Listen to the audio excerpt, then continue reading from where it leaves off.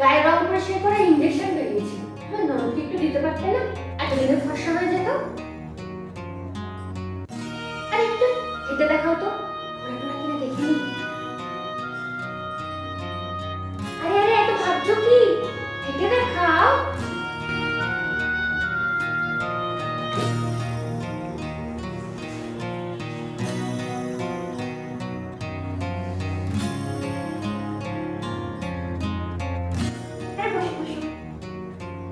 আজকালকার মেয়েরা ঠিক করে হাঁটতেও পারে না।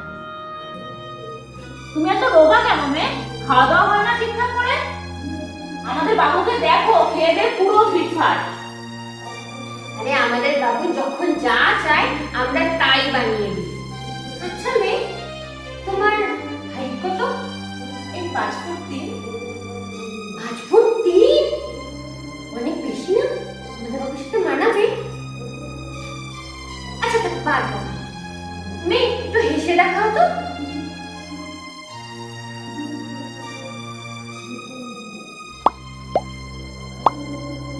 থাক, থাক। দাঁতগুলো তো ঠিকই আছে, কিন্তু একটু এগোবে।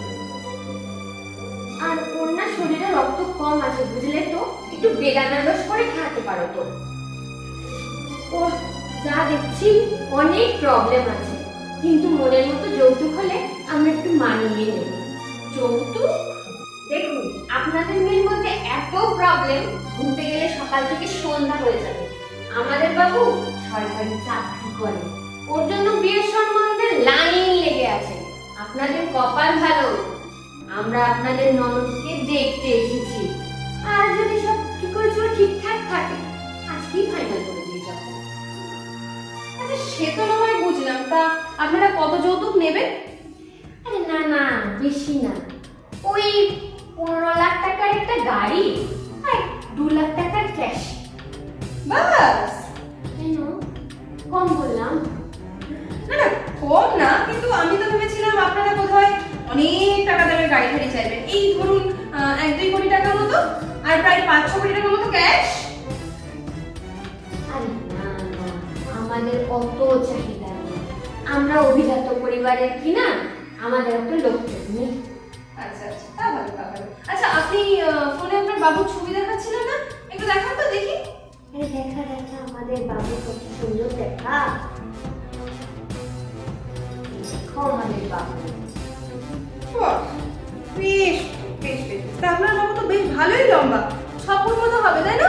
হ্যাঁ আচ্ছা আচ্ছা, সুন্দর সুন্দর। দেখ দেখ দেখ দেখ, নাকটাও দেখছি সালমান খানের মতো, গালে আবার টুকরোও পড়ে।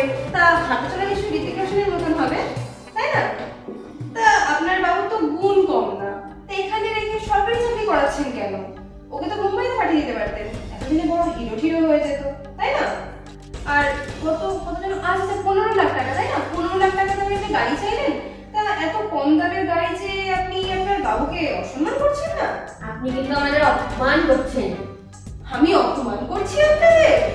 আর যদি এখন সত্যি কথাগুলো বলি, তাহলে এখন আপনাদের দুজনের কান থেকে তো ধোয়া বেরোবে। মানে মানে বুঝতে পারছেন না?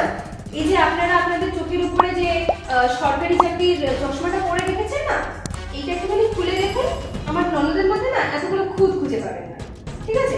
আর এত কিছু বিচার করার আগে নিজের বাবুকে একটু ভালো করে দেখুন। হ্যাঁ কই দেখি তো, আমার বাবু তো চাঁদের মতো।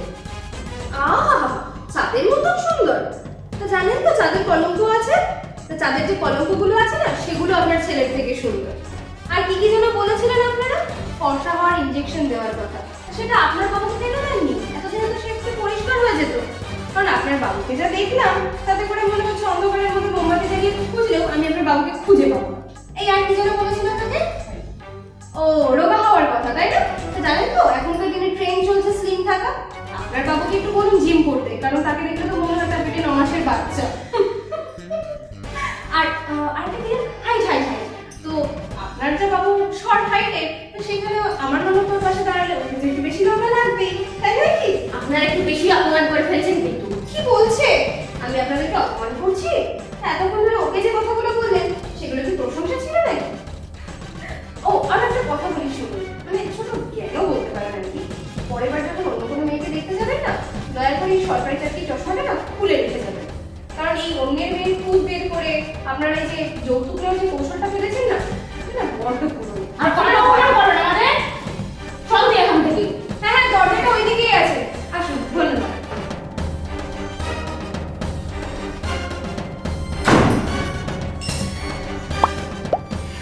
বলি, তুমি যে বাড়িতে সারাদিন এত জ্ঞান দাও, সেই জ্ঞানগুলো যে এত সুন্দরভাবে কাজে লাগবে, জাস্ট ফাটিয়ে দিয়েছো আজকে।